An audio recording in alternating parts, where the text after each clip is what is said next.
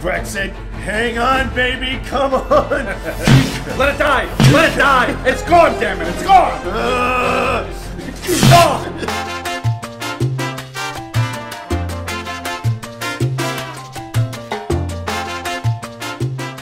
By the way, he has a script. He's given scripts. I don't need this, I got this. So alert the Gaff Squad. They're all important. We're all winners. We're all winners. Let's get into it. I know where he's going. I watched, yeah, of course you do. Right, and the stilettos on their neck, and the other prostitutes are peeing on the mattresses, right. And the Russians tape. That's normal. Gotcha. That's they normal. Gotcha. Is he cold and dead? Welcome to 6 Beers of Politics. I'm Greg. I am Pep, and behind the phone camera is Emil. We are going to drink 6 beers while we talk about politics and see if we can still make sense. And at the end of the 6 beers, we're going to stop talking about politics, which is what we recommend for everyone. I guess the biggest story this week is, well, I don't know, there's a lot of big stories this week. The healthcare bill. So the healthcare bill, again, the first they were going to repeal and replace, and then they finally admitted we'll never replace. And then, okay, repeal. Let's just repeal. We'll repeal, and then that fails. That's not going to happen. Yeah. And then, so then then Trump says, drag the dead corpse to lunch with me. What gets better after lunch with Trump? So Trump had an interview with the New York Times. I mean, wait, which interview? You mean in Air Force One on the way to Bastille Day? No, I mean he sat down with New York Times reporters. He keeps doing that. Yeah. So, because he can't not seek the approval of people that he claims to hate. Yeah. First of all, he just rambles on and on. It's ramble, ramble, ramble, ramble, and then there's little peak moments of boasting things you know aren't true. Yeah. For example, he says, and they're surprised how much I know about healthcare, which to me is Trump talk for I know nothing about healthcare. Yeah. I mean, he sat next to like one of the people that said no, that voted no.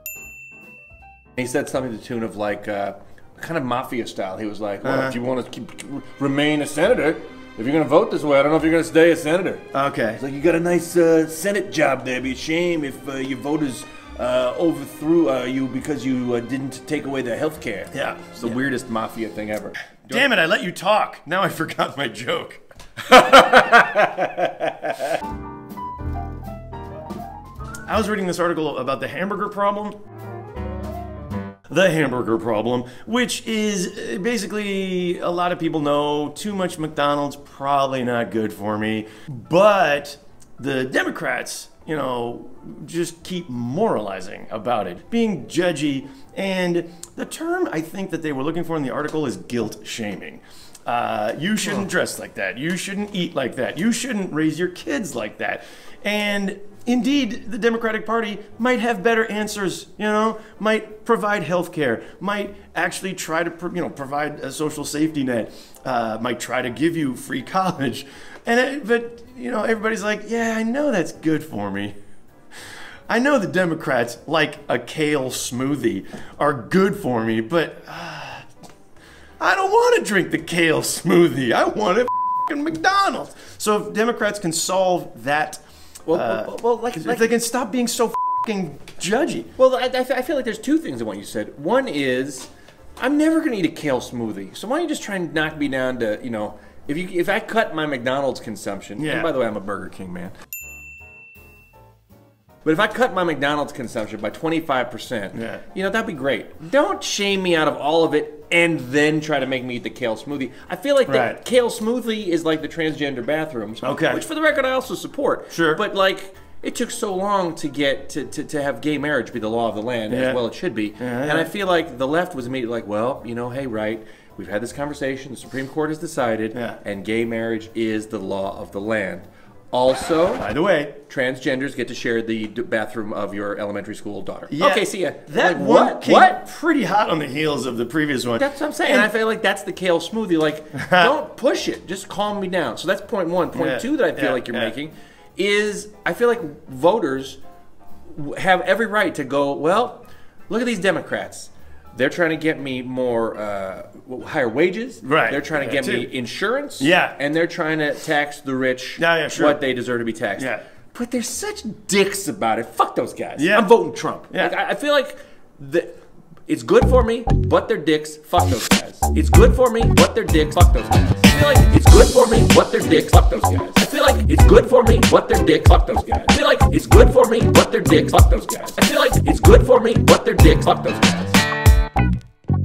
I was reading this book, Thomas L. Friedman, Thank You for Being Late, where he's late to a meeting and the other guy says like, thank you for being late. I actually had a moment to like unplug and everything's been going so fast. That's kind of the point of the book, and he was talking about how human adaptability, thank goodness we're such an adaptive species. We're even on a curve that's like this. Technology is like a hockey stick that goes like, whoa! We're actually kind of plateaued right now. I have a phone that I understand now that doesn't have a bunch of upgrades. I need to change to different technologies and make them all, the market disruptors are actually somewhat quiet, you know, for a little while now.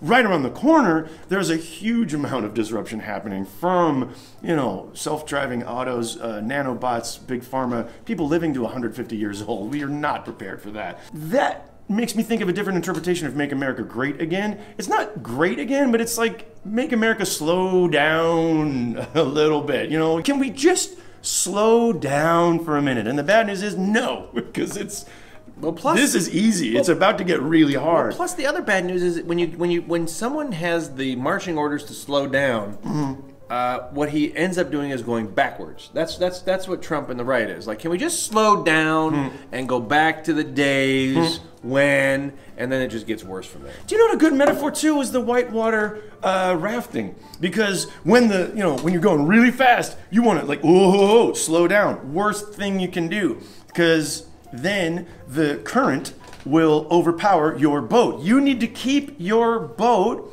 going at least as fast as the current and steer for the pray to the angels of steering. So I super get the metaphor. I super get the metaphor. When things are going fast, don't slow down, steer. No, sorry, I'm getting it wrong.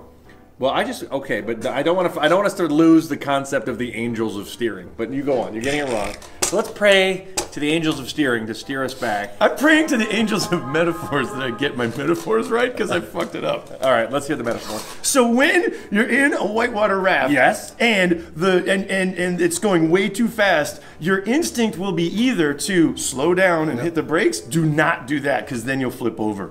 Even if you put your paddle in and start trying to steer, don't do that either, because then you'll slow down and the water will be going faster than you. Your boat will flip over. You need to keep paddling, keep up with the Just keep flow. swimming. Just keep swimming. Just keep swimming. So I'm sorry. So to go back, you don't pray to the angels of steering. No angels of steering. They're demons. Fuck those angels of steering. The demons of steering. All you need is the philosophy of Dory. Just keep swimming and drive that truck right off the bridge. Idiot fish with no short-term memory. So maybe Trump is the right guy to help us in this period. And with that in mind, look what I've done. Whoa! Killed my third beer. All right. You killed your third beer. That means, you add them up, that means 6 beers of politics is what we've done. And that means we're done. Thank you. I'm Greg. I am Pep. That is Emil. And you know, I don't... It's like, what, 11 now in the morning? It's 11:30. And we just had 3 beers. You know, it's 11:30 in the morning, but I think it's 2 p.m. somewhere, so we could be drunk.